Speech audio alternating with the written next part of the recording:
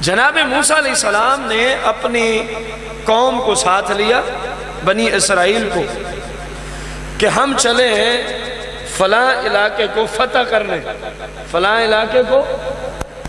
وہاں بلعم بن بعور رہتا تھا، اور یہ وہ شخص ہے جس کو رب نے وہ مقام دیا تھا۔ یہ قرآن پاک میں ہے مسئلہ، جو دعا بھی مانگتا قبول ہو جاتا، زبان سے جو نکالتا۔ اس کی قوم کے لوگ پہنچے اس کے پاس، کہا کہ موسیٰ علیہ السلام آ رہے ہیں، ساتھ ان کی ماننے والے لوگ بھی ہیں، اور ہمیں یہاں سے نکالنا چاہتے ہیں، اس شہر پہ قبضہ کرنا چاہتے ہیں، آپ ان کے خلاف بد دعا کر دیں۔ اس نے کہا خدا کا نام لو، وہ اللہ کا نبی ہے، اس کے ساتھ رب کی رحمت بھی ہے، فرشتے بھی ہیں، مومنین بھی ہیں، میں کیسے بد دعا کر دوں؟ آتے رہے یہ ٹالتا رہا، آتے رہے یہ ٹالتا رہا، حتیٰ کہ انہوں نے اس کو مجبور کر دیا۔ اس نے کہا چلو ٹھیک ہے، میں کوئی بھی دعا کرتا ہوں پہلے میں اپنے رب سے پوچھا کرتا ہوں، اجازت ملے تو پھر کرتا ہوں۔ میں آج رات اجازت طلب کروں گا، جس کو استخارہ کہہ لیں آپ۔ اس نے استخارہ کیا تو جواب ملا کہ میرے پاک پیغمبر کے حق میں بد دعا نہیں کرنا۔ اس نے لوگوں کو جواب دے دیا، پھر انہوں نے مجبور کرنا شروع کیا۔ اس نے کہا چلو میں پھر استخارہ کرتا ہوں۔ استخارہ کیا تو اب نہ ہاں میں جواب آیا اور نہ اس میں بہت ساری عبرت کی باتیں، لیکن ہمارے پاس وقت نہیں، میں صرف اپنی متعلقہ بات کو ذکر کر کے واپس آ جاؤں گا۔ اب قوم پوچھنے آئی، اس نے اب تو کوئی جواب ہی نہیں ملا۔ قوم نے اس کو کہا، وہ کافر تھی، اگر اللہ کی مرضی نہ ہوتی تو پہلی دفعہ جیسے انکار ہوا تھا انکار ہو ہی جاتا۔ انکار نہ ہونا اس بات کی دلیل ہے کہ آپ بد دعا کر دیں۔ یہ پھر کام گیا، اس نے کہا نہیں، انبیاء اللہ کے برگزیدہ لوگ ہوتے ہیں، وہ بندہ ہلاک ہو جاتا ہے جو ان کے خلاف زبان کھولتا ہے۔ قوم نے سوچا یہ ایسے ہاتھ میں نہیں آتا۔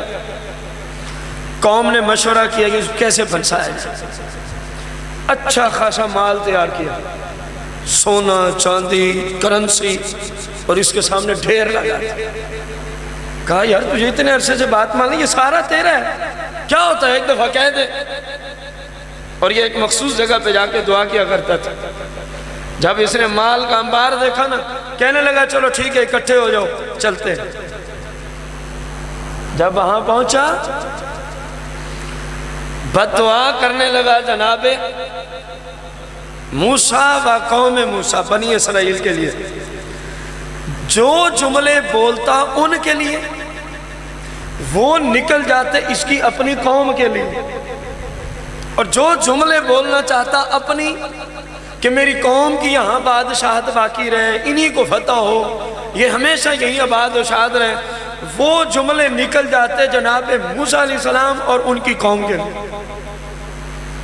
لوگوں نے نیچے سے کہا تجھے اتنا مال دیا ہے، تو ہمارے لیے بد دعا کر رہا ہے، جن کے لیے کرنی تھی ان کے لیے کیا کر رہا ہے دعا، اور ہمارے لیے بد دعا کر رہا ہے۔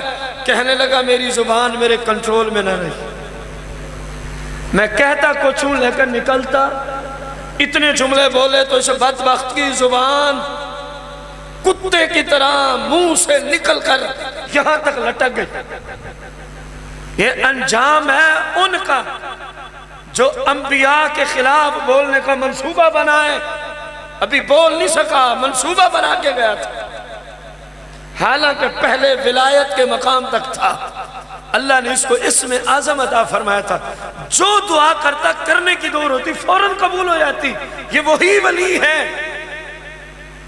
جو آج ایک پیغمبر کے مال کی حرص میں آ کر پیغمبر کے خلاف چلا، بول نہیں سکا، رب نے زبان پھیر دی، کتے کی طرح زبان باہر نکل آئی اور کہنے لگا ہے قوم میری دنیا بھی برباد ہو گئی ہے، میری آخرت بھی برباد ہو گئی ہے، لالچ کی وجہ سے، کرنسی کی محبت میں، دولت کی محبت میں کیا عروج تھا، اور رب نے کیا زوال، کس زوال میں پھینکا۔ ہمیشہ کے لیے جہنمی ہو گیا۔ وجہ کیا بنی؟ دولت۔ ابتدائی وجہ کیا بنی تھی؟ دولت بنی تھی۔ دولت کی وجہ سے چلا تھا نا نبی کے خلاف بولنے۔ معلوم ہوا دولت اتنی اچھی چیز نہیں ہے اگر یہ شریعت سے روک رہی ہو۔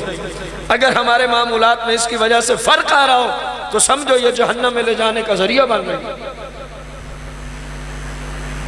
قوم نے کہا اب کوئی حربہ، اس نے کہا میری تو عاقبت برباد ہو ہی گئی ہے، تمہیں میں ایک حربہ بتاتا ہوں، تم جنگ فتح کر لو گے۔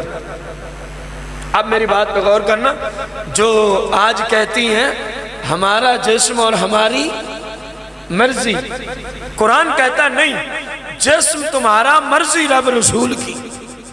اب وہ کان کھولیں اور وہ بھی کان کھولیں جنہوں نے ان کو یہ ڈوز پہنچائی ہے، ڈالرز اور پاؤنڈز لے کر جنہوں نے ان کو یہ ڈوز پہنچائی ہے، وہ اندھے نبی نے بھی کان کھولیں۔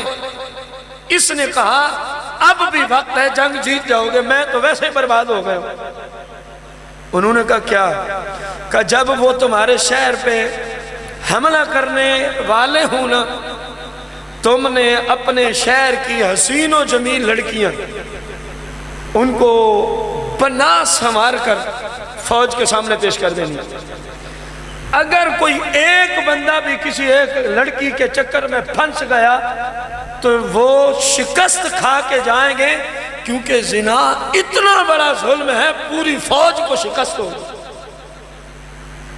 سمجھیں آپ؟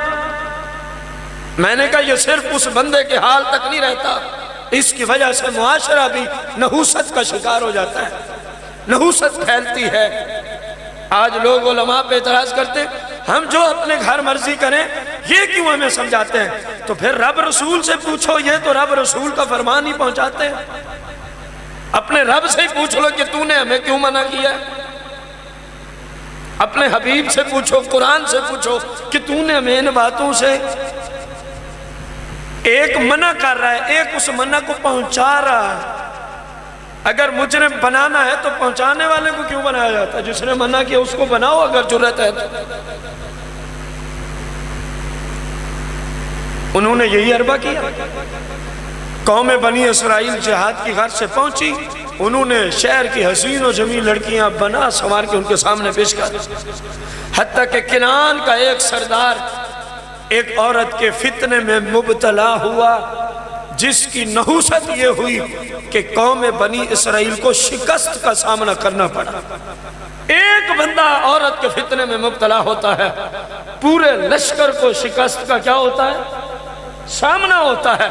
اب سمجھ آئیے آپ کو کہ اس کی وجہ سے امت مسلمہ کے اوپر کس قدر اللہ کی ناراضگی اترتی ہے، کس قدر اس ماحول پہ اثر پڑتا ہے، کس قدر اس معاشرے پہ برا اثر پڑتا ہے۔ یہ اتنا بڑا بے حیائی کا کام ہے۔ اللہ کریم فرماتا ہے اگر تم مسلمان ہو، کسی بھی معاملے میں مسئلہ بن گیا، فَرُدُّوهُ إِلَى اللَّهِ وَالرَّسُولِ، تو اس کو کن کی بارگاہ میں پیش کرو؟